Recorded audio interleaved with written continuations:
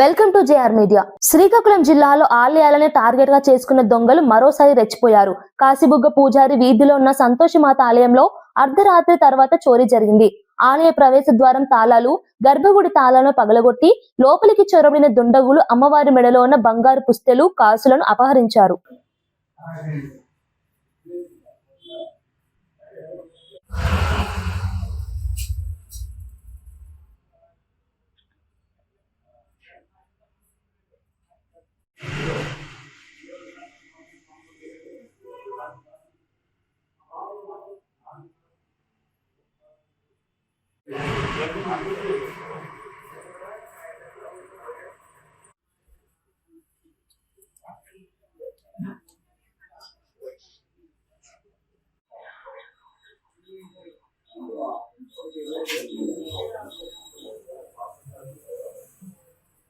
ఏ సంతోషమాత మన railway gate వద్ద ఉన్న సంతోషమాత గుడిలో చోరీ జరిగింది.